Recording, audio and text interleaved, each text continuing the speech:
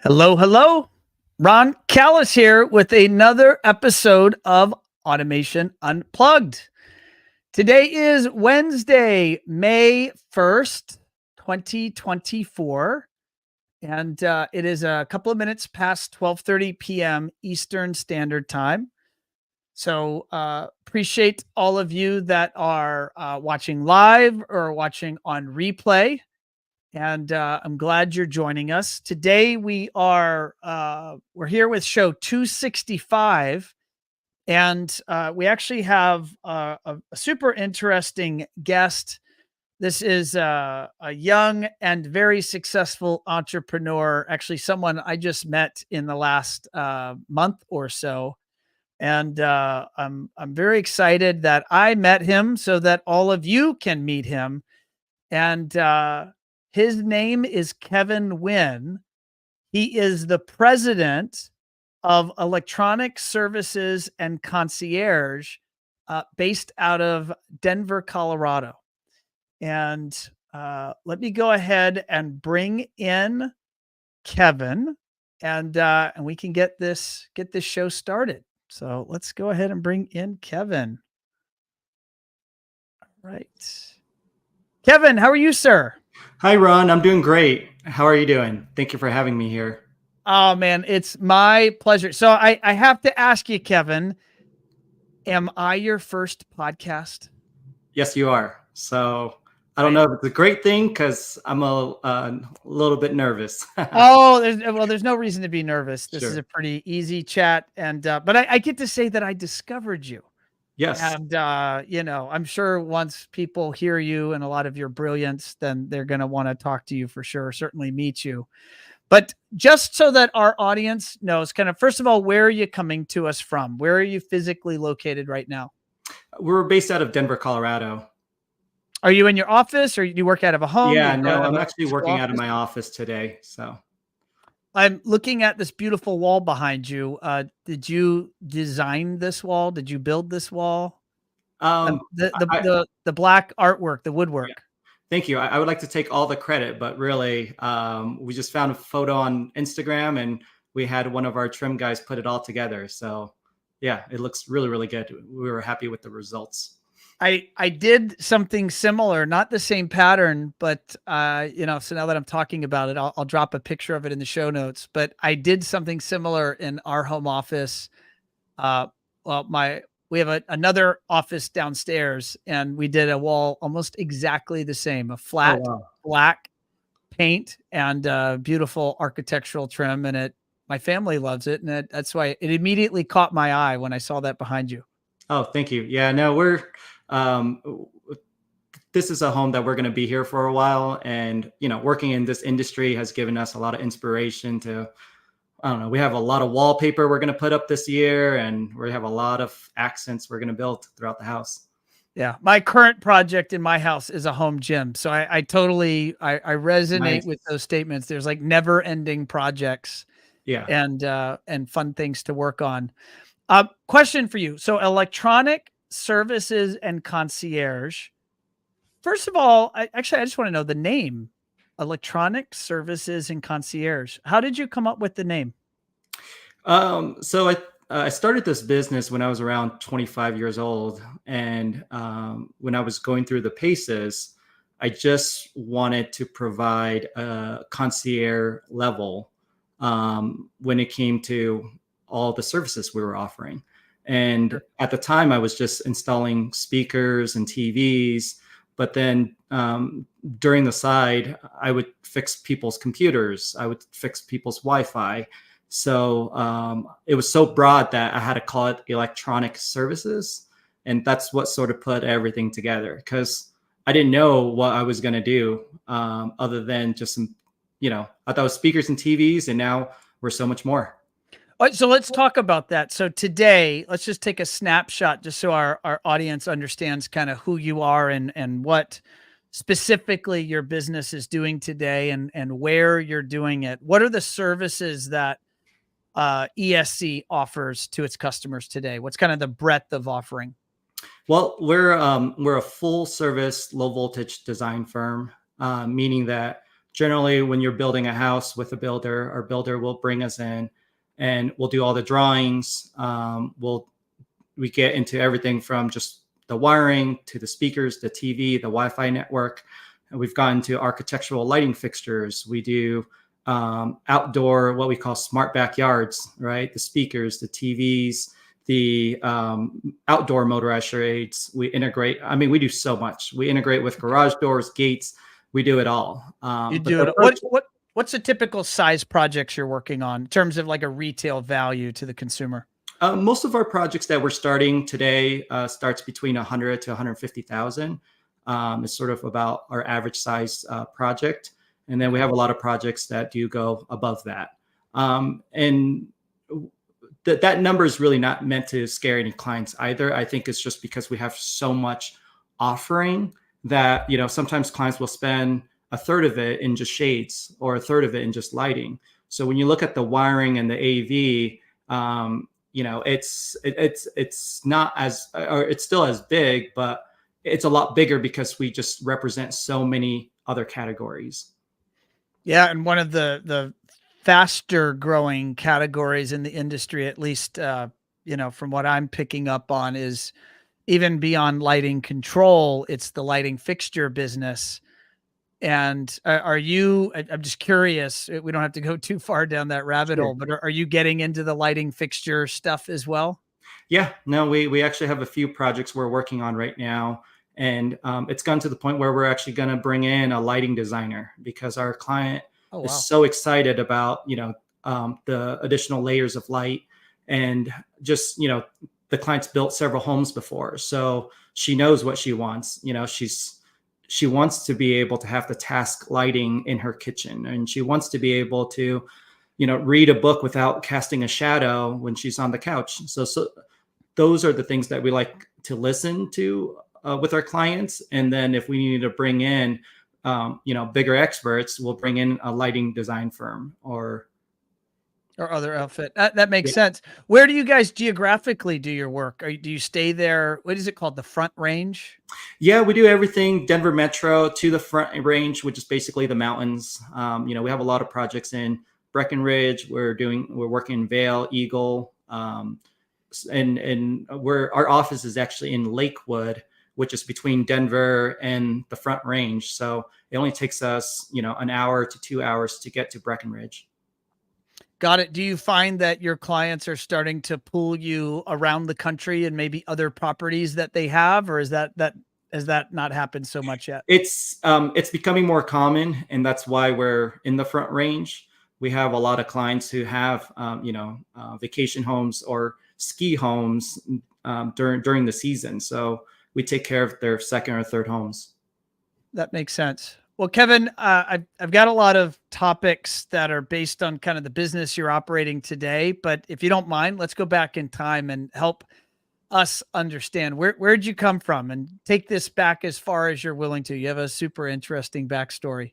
Yeah, thank you. My family, I was actually born in Vietnam. My family and I, we were refugees. This is during '88. So my parents, they escaped Vietnam and we moved to the Philippines. And I was too young to remember everything, but I do remember my mom telling me stories of, what they had to do back then, right? 2 nights. I'm uninformed as well. What was happening in Vietnam in '88 that was causing people to need to leave the country? I don't There was know the still history. there was still a lot of communism. So Okay. just the way that the country was ran, it was really really rough. So we Okay. have a lot of Vietnamese immigrants coming to America, whether that's mostly in California, Florida, New York. We came to Colorado because my brother was already here, so we waited until he sponsored us, and then we decided to move directly to Colorado. But even then, my parents, we escaped Vietnam, so we went to the Philippines and we lived there for a few years. Mm. And what's really interesting is, like, I always get a kick out of this because when here we always make jokes about parents saying, I went through 2 feet of snow, to go to school, or I walked a mile and that kind of stuff. And when you're younger, you don't really understand that. You don't really understand the scale of it. But my parents, they spent 2 nights in the jungle, escaping Vietnam. They fed me cough syrup. I wasn't even one yet, but they fed me cough syrup so that I would stay passed out, so I wouldn't cry. Mhm. We wouldn't wake up, the Viet Cong. It was brutal. And it's not, and as I get older, I think about it, it's not like my parents had the best running shoes. It's not like they were training for a marathon. My dad was in his 50s. My mom, she was in her 40s. It was Wow. just flip flops. And you had to take, you know, very, very little. And it was a life or death type of situation. They escaped there on foot? Yeah. That has to be, the stories they've told have to be harrowing.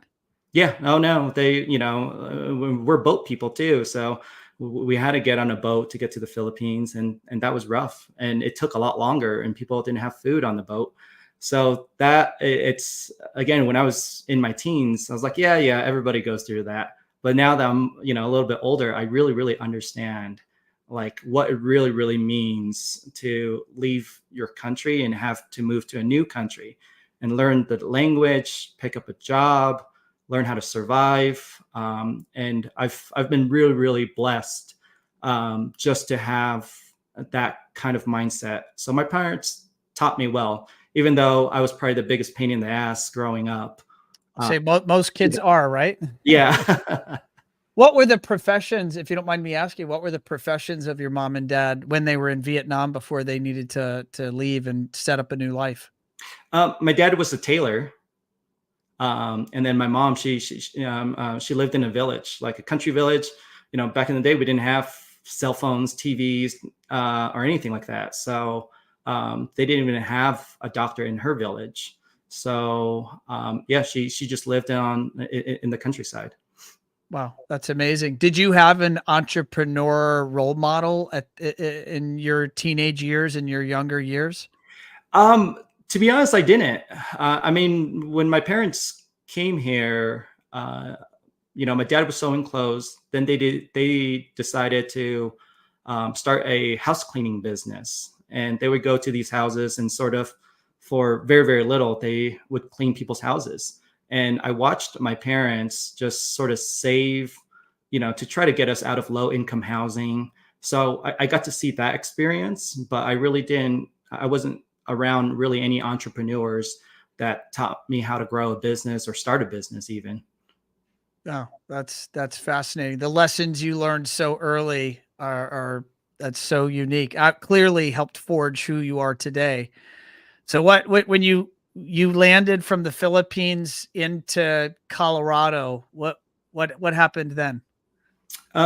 So by then I was around 5 years old, or shortly after. That's when started kindergarten, and I remember very little bits and pieces. But Sure. we lived in low income housing up till I was about 11, and then that's when we bought our first house, and lived in Denver. Um, and then that's when my life really, really started. Well, not knowing what I wanted to do, especially in college, I didn't know what I wanted to do. I wound up working for Best Buy for 7 years, and Best Buy was a really, really great opportunity for me, just because I learned what it's like to work for a corporate. And then along the way, I found out that the corporate life wasn't for me. Broke off on my own. I worked for a really high-end 2-channel audio firm that just focused on the super expensive high-end speakers and amplifiers. And I really, really enjoyed working there, but something just didn't click right for me.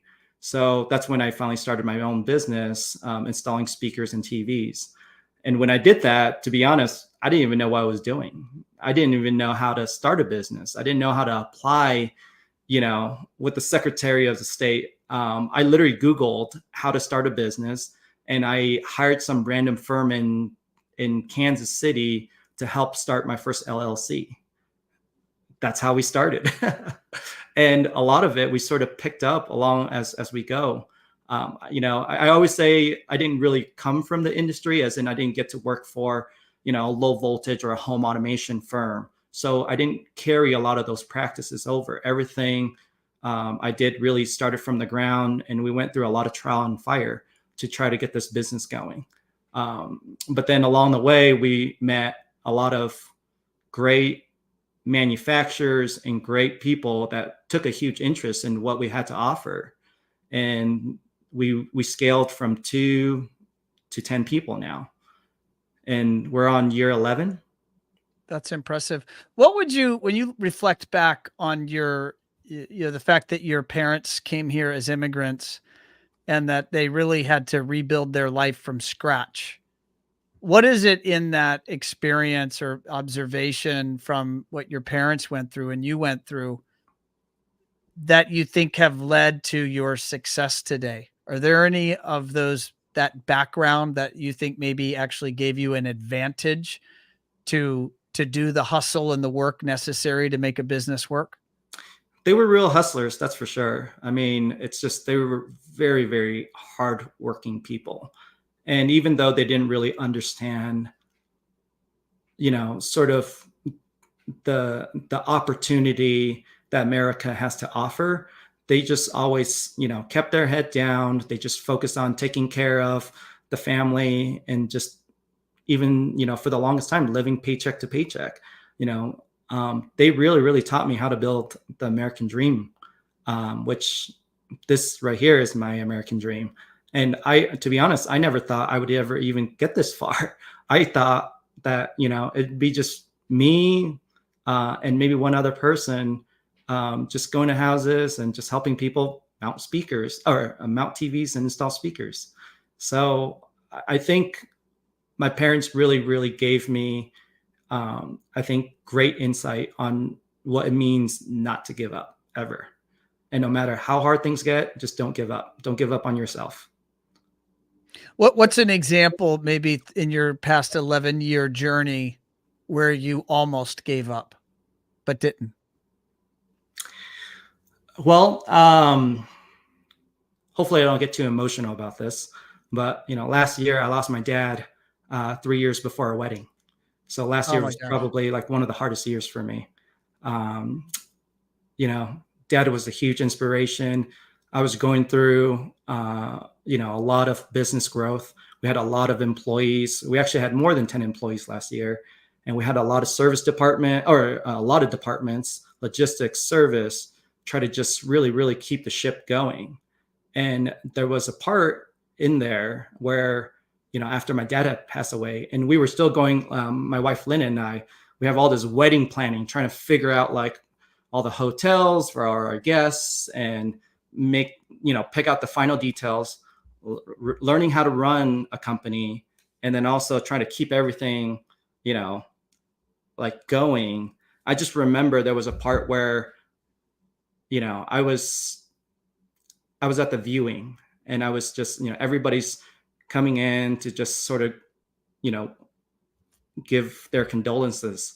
But in between the viewing, I was on phone calls, trying to make sure that we make ends meet, trying to make sure that the business can survive. I mean, literally, hey, I'm so sorry for your loss. Thank you. And then I just go back to work. And, there were a lot of times I want to give up, but again, my dad really gave me a lot of experience on not to give up. And so we just kept going. And then here we are this year. We are so excited. We're so excited because we have so many opportunities. We have a lot of clients who are here to really, really support us in a genuine fashion. And they just want to see us grow. We're meeting with more architects than we ever have. We're meeting with builders that just absolutely love what we have to offer. I mean, I think, if I didn't go through the hardship, today it feels so easy because I don't have to deal with, the hundreds and hundreds of, fires I had to put out last year. So I think that's the best thing about not giving up, because once you do weather that storm, you get to really, really appreciate all the little things. Well, my condolences for your father passing. I can guarantee you that he is very proud looking down on you and seeing what you're doing, both in terms of your business and your family. Certainly impressive.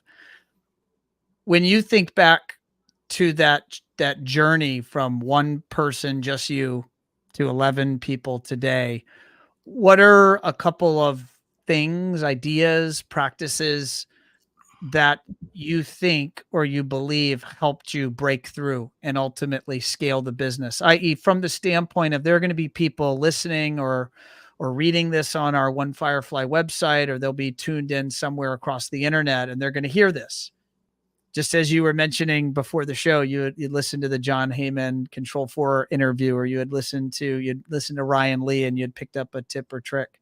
Some people are going to listen to this and they're going to go, man, they're really going to lean in to this part of your discussion. What are some things that you think led to your ability to add that next employee or ultimately take that next, step function increase in revenue? I think from just a much higher level, when you're looking down on everything, like just imagine you're in the sky and you're looking down in this whole entire city. And even though we have our day-to-day practices of that one little thing more that we can improve, I always say, and this is what I've really learned, is that you really, really have to invest in yourself and you have to invest in your team. You have to invest in your team's growth.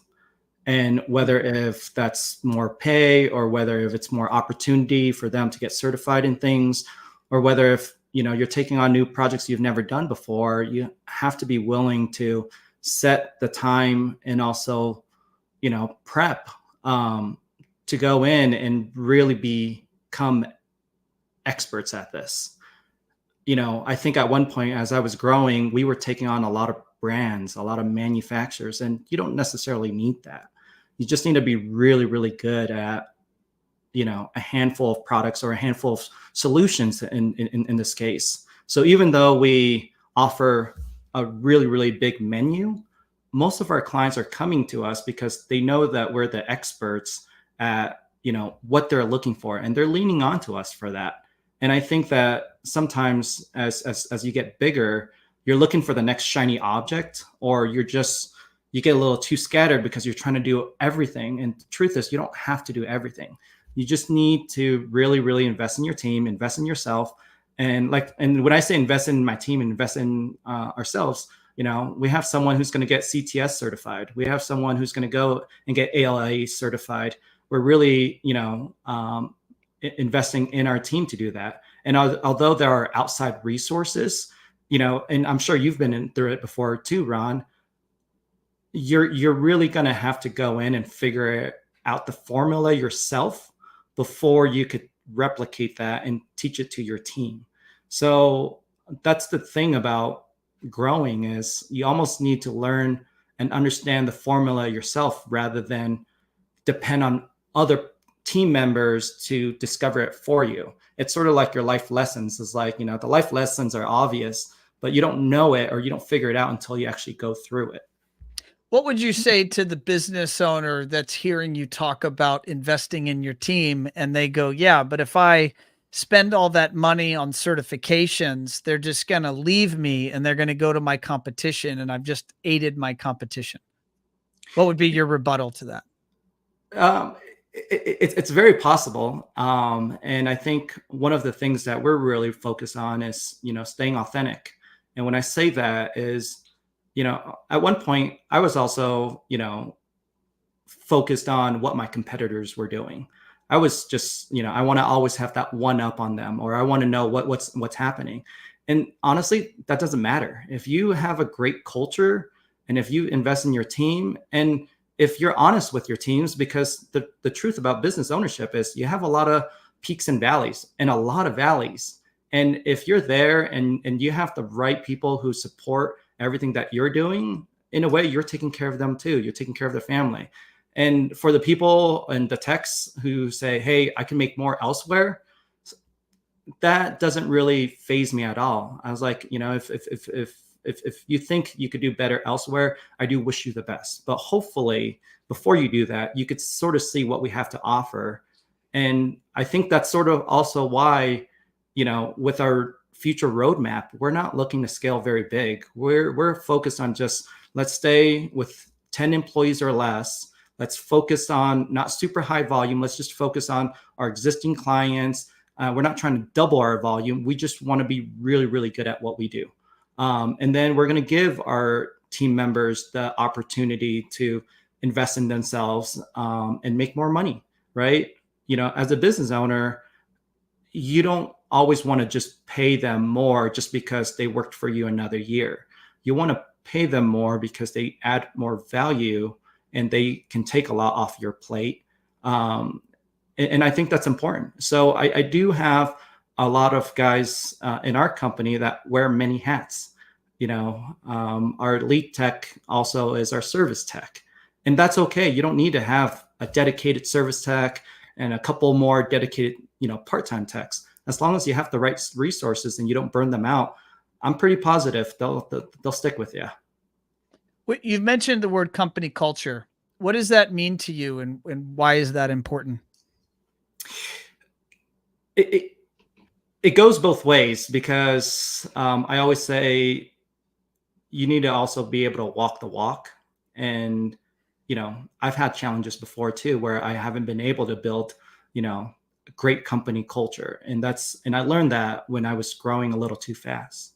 I think now it's more of providing the support for your team. And, we have a great team where we don't blame each other or we don't point fingers when things go wrong. We figure it out together. And if, we make a mistake, because every company makes mistakes, just like in construction, there's always surprises. We figure out, we just figure it out together.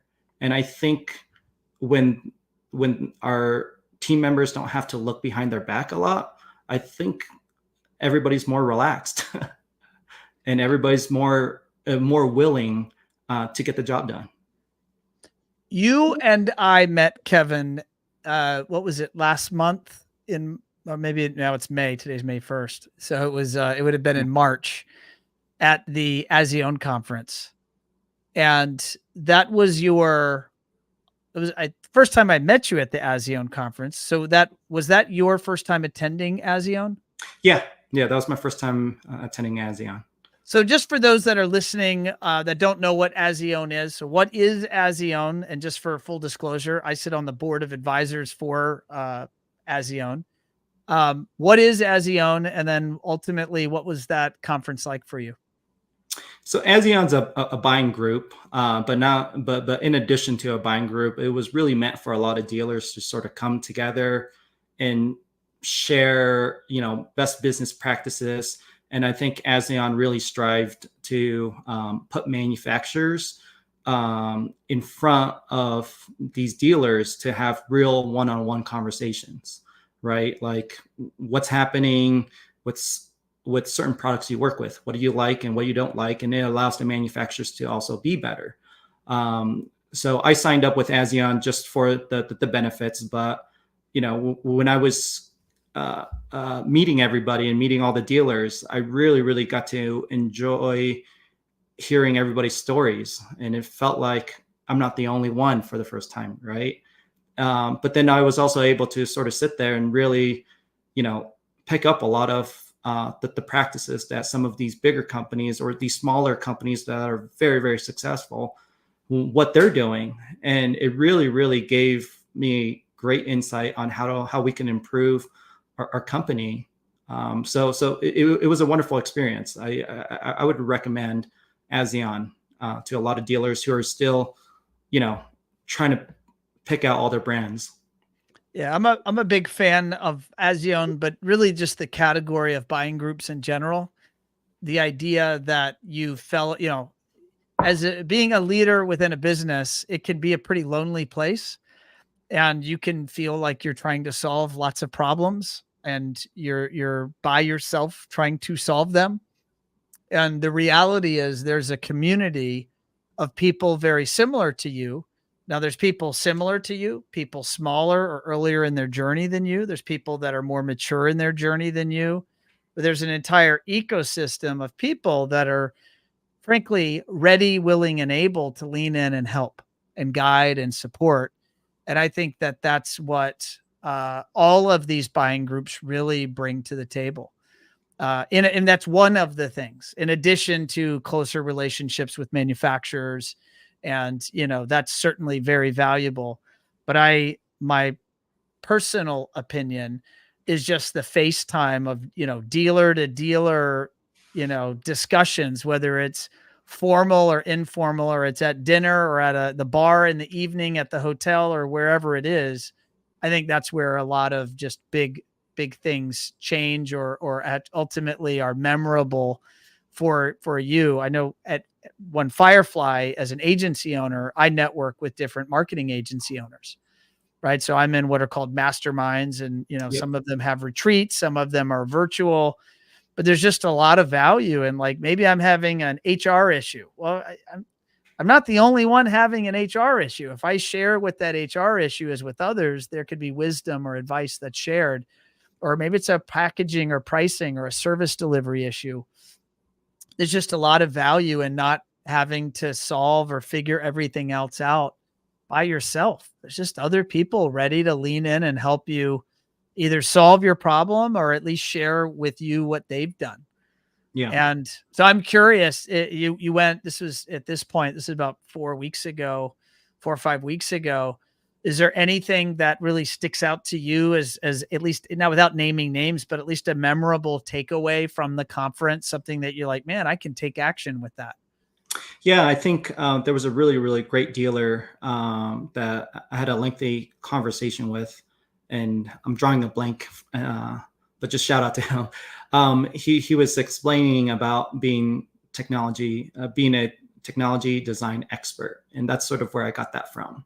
And it goes back to, sometimes we get caught up with all the bells and whistles and all these extra features and all this other stuff, and sometimes the client's not looking for that.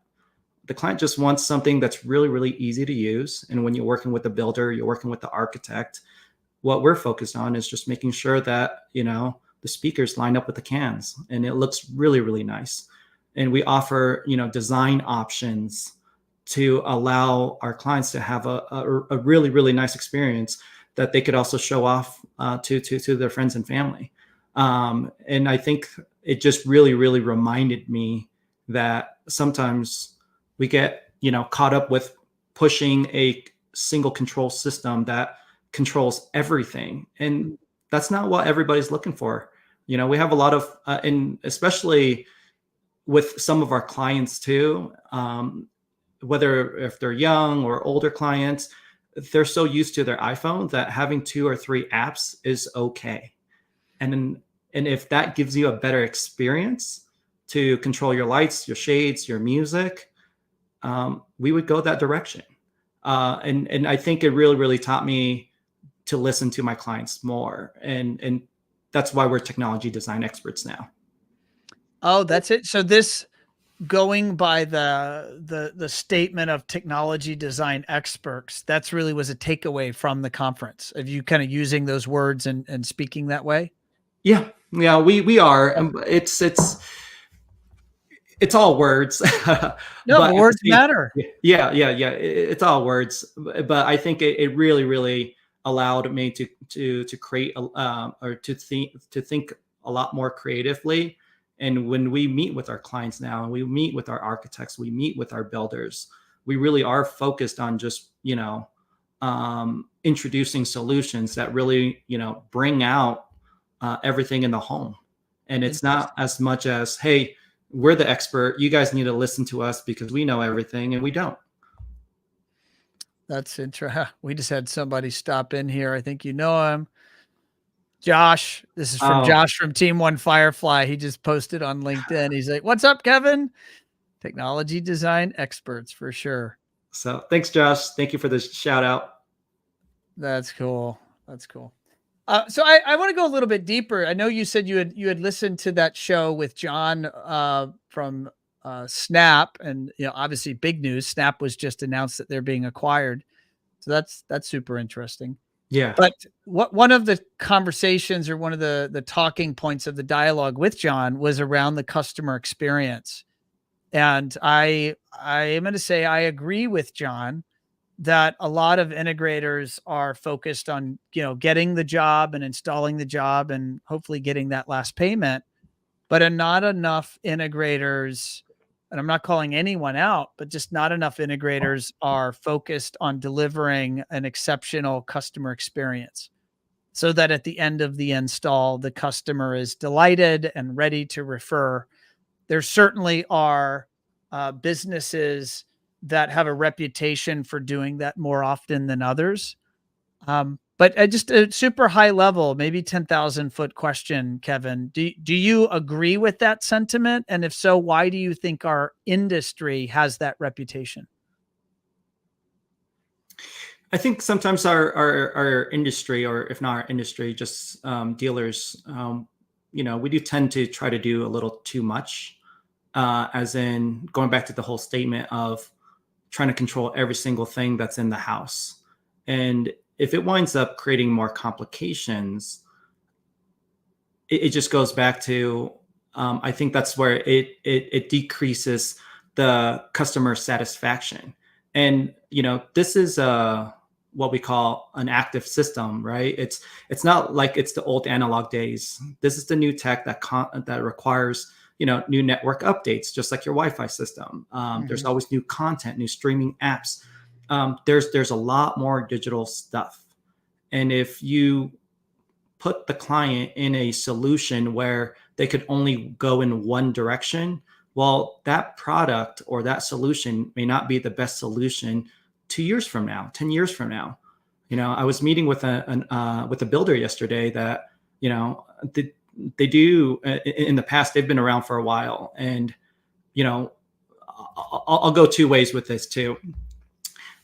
This builder, he says that like more than half of his clients are repeat clients, which means, it's generations, families of generations. So grandparents, the kids, the grandkids all build with them, and they've been able to maintain, that customer satisfaction. But at the same time, they've also had parents invest in a $500,000 AV system, or even $1 million, AV system. And 5 years later, it's like they have to re-spend that kind of money to get that kind of system again. And the kids sort of shy off away from it. And, the kids these days, they're, as in us, right? They're more savvy with their tech. They're used to having 2 or 3 different apps. And that's where I was going with earlier, where you don't have to always have a single control system for everything. It's okay to have 2 or 3. We try to be more brand agnostic. And again, it goes back to, we focus on the experience and the solution. And it's easy for our clients to use the system. In 2 to 3 years from now, it only costs, a handful of products to improve their system. I think their customer satisfaction is going to be, it's going to stay maintained, versus install it that one time. Thank you. We'll see you in 7 years. So I think from a product design standpoint, we need to be a little bit more fluid. And then also from a customer service experience, we need to offer a better solution to take care of these clients. And what I've also learned from the ASEAN is, and just as a business owner, I've always done this too, is like, even though we're not open 24/7, 365, and we offer that support, if that client calls you on Christmas Eve, or the day before the Super Bowl, and something's not working, take that call and take care of them. Versus, there are other companies out there where they only focus on operating in a very specific window. So I think as a small business owner, this is sort of, maybe that's the concierge in our business name, we do still take those calls. And even if they're super frustrated, we're going to take care of them, and then we'll revisit on what we can do better. No, that makes sense. Do you theorize, Kevin, that designing systems that are more app-based, and I'll point to my own home. Like, so I have a Lutron battery-powered shade system in my house. Love it. Wife loves it. And we have, I'll pick one more system. We have, for example, like Sonos, right? So I have some zones where I have Sonos amps driving higher quality speakers, and in some zones I'm using Sonos speakers. And it's 2 different apps. I don't need anyone to help me service it or deal with it. The stuff always works. And we've lived with that little configuration for almost 4 years now, 4 or 5 years. And we love it. And we love it. And like, so I equally could have done, one of my friends in the industry's whole home controls packages. And if done well, I probably would love that too. So I'm just curious, do you have an opinion that the singular system, or maybe the systems focus or specialty type apps and solutions, generally lead to more customer satisfaction? Or does it depend? Is there more to it than that? Well, I'll back up for a second. When I was saying multiple apps earlier, or multiple systems, we still do a lot of really, really big control systems that can control, like, and especially in houses where, the client has a ton of TVs, video distribution is important. Or wherever there's a project where we just have a lot of equipment, control systems are still very, very important, and we still do that a lot.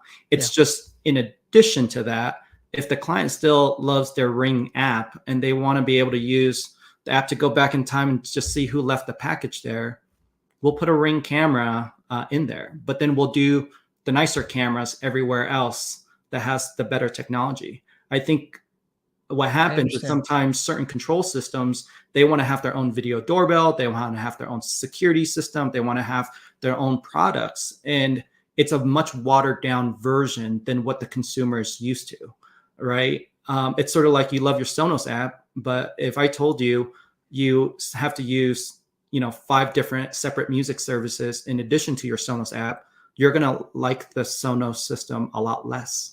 Yeah. But people love, we're a Sonos dealer too. We notice our Sonos clients love it because they could use the Spotify, they can use the Apple Music right inside their app. So that just goes back to, there's so many different ways to skin the cat, but just being aware. And I also don't have a very big house. So just for clarity, I'm not in not in a 15,000 square foot mountain, lodge that would warrant a bigger, more sophisticated control system. Right. So, for sure.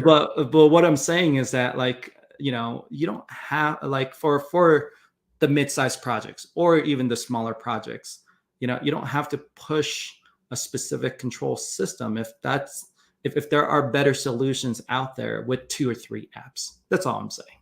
No, that makes sense. We got a couple more people saying hi. We got Jason D says, Kevin and ESC rock, the sound tech team. Thanks, Jason, for giving a shout out there. And then we also got Brandon. He says, very nicely put. So I'm assuming maybe that's it. Do you know that Brandon, Kevin, or you're not sure? You know that Brandon. You do know that Brandon. Yeah, no, I know him personally. So that's awesome. Brandon, so Brandon, he's actually he's my lead tech. He is. And he was the second employee I ever had. So he's been with me in the very beginning. I used to subcontract his dad to help me with the bigger systems. This is when I was working by myself. That's awesome. I brought Brandon on as a total greenie. He had worked for a really, really big electrical firm, and then he sort of jumped on the low voltage industry, and and here we are. So he is our longest seasoned veteran with ESC.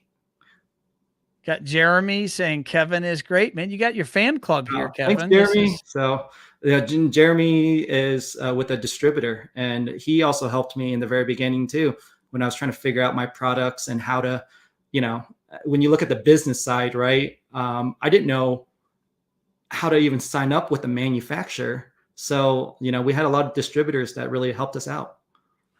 There we go. We got Brad from One Vision jumping in. Yeah. He says, thanks, Brad. Thanks for listening in. So when Kevin speaks, you got to listen. So I'm curious, Kevin, when you look at, 2020, so you've been scaling your business kind of over initially this COVID surge, right? So COVID, came about in 2020, and the home technology space, or really anything to do with home construction, although we were maybe all initially really scared, it generally led to a nice surge in business in 2020, 21, and 22. And I want to say for some people in parts of the country, we're pretty well off of that surge, and maybe things are back to pre 2019 levels of business. What's 2024 looking like for you in business? Maybe just in comparison to recent years. 2024, I think we actually have more opportunities than we had even during COVID. I mean, people are definitely more cautious, as in, they want to make sure whatever money they're putting in, it's really, really well spent. And they don't have to worry about paying, we call it what everybody calls it the COVID prices.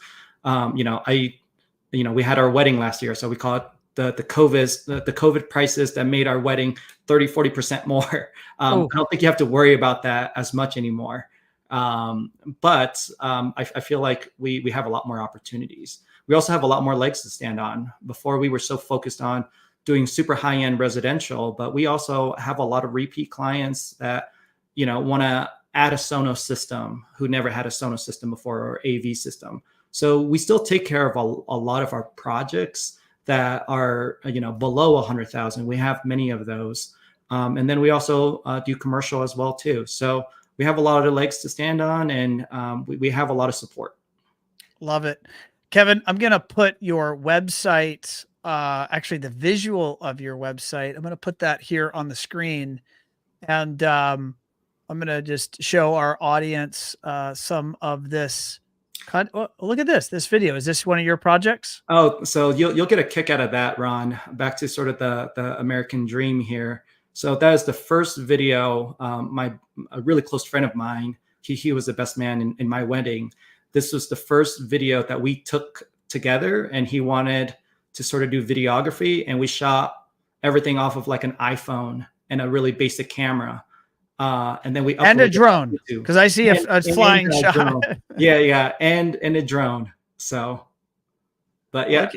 Look at you on camera. Were you nervous? No, we didn't hire a production company. We just did it all ourselves, and we had to figure out how to put the music and stitch the videos and do everything together. But it goes back to sort of that is what makes business so exciting, is that if you have the opportunity to try to figure it out yourself, and you could find the joy in, the challenge, it's awesome. Yeah, that's shot with an iPhone right there. I tell my clients all the time, particularly when we're, say, doing a website or some marketing project, I was like, man, if you will an iPhone has an amazing camera, it shoots amazing video for what it is. Get a little $150, gimbal, and you could go shoot really great content, both for your website and for social media.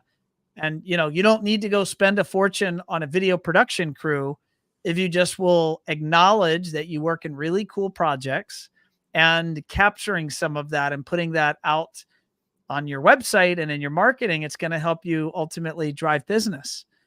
Now I'm going to give you a little tweak. Oh, look at that.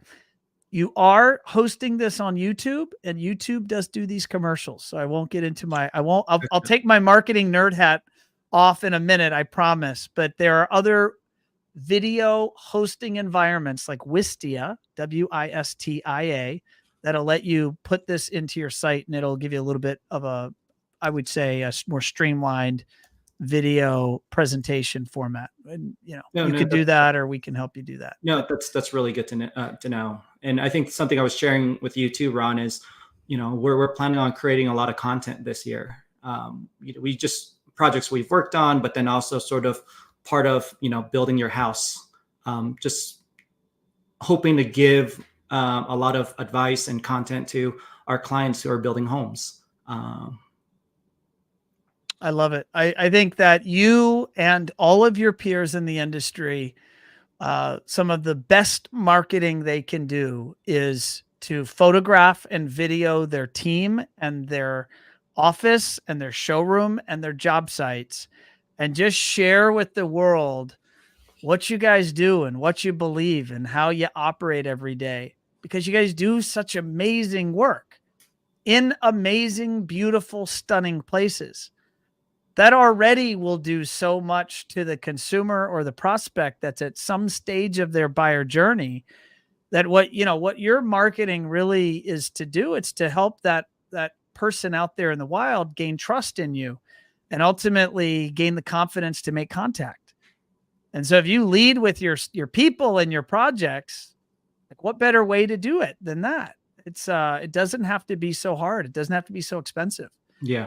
No, Um, I agree with you 100%. I'll step off my soapbox now. I won't. I don't. This isn't a marketing show by any means. But Kevin, I do want to thank you, man, for jumping on the show and sharing with all of us your journey. You have an impressive story. You're hardworking, a successful entrepreneur in our industry, and there's so much wisdom you did share here. If anyone was tuned in and watching or listening and they want to contact you directly, Kevin, where would you send them? You could, my email's kevin@escdenver.com.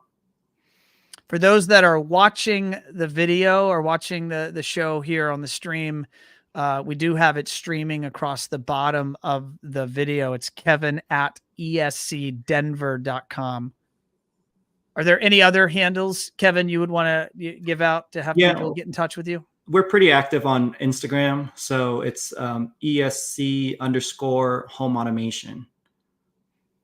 Okay. So we do a lot of live stories, just with a lot of our projects that we're working on, starting from the rough phase all the way up to the end.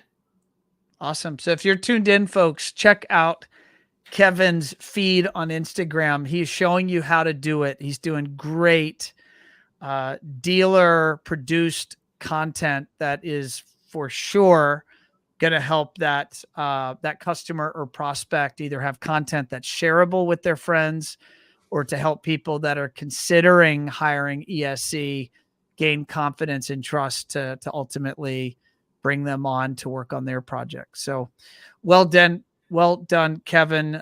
Your future looks very bright. And I just want to say thanks for coming on the show here. This is show 265. Thank you, Kevin. Thank you, Ron. Thank you for giving me the opportunity to, share our story. Awesome. All right, folks, there you have it. That was Kevin Nguyen. He's the president of Electronic Services and Concierge. And he's based there in Denver, operating in the Front Range there and from Denver out to the mountains. And sounds like he's doing a lot of work in some of the additional cities there, the resort cities and towns in Colorado.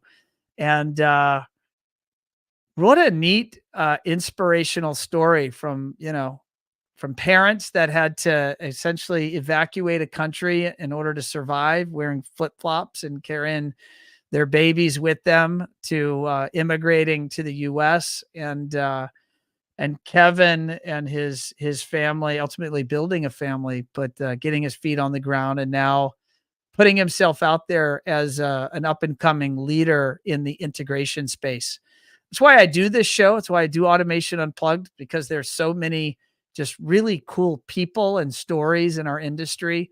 There's a lot of diversity in backgrounds and stories from the people that make this industry what it is. That is what I love. That's why I've been here for 25 years serving this industry. And that's why, God willing, I'll be here another 25 years plus serving this industry. So I hope you all enjoyed the show, and we got action packed. Yeah, we're going to do live action Automation Unplugged. No, we have a lot of guests scheduled for the months ahead. 2 to 3 shows every month now through the summer. So just continue to stay tuned. And again, if watching live isn't your jam, then just download the podcast. You can just search Automation Unplugged in Spotify or whatever your preference is. And really appreciate it. The show is brought to you by our day job here at One Firefly. So that is what enables me to be able to do these interviews for all of you. So I hope you enjoy it, and I will see you next time. Thank you all.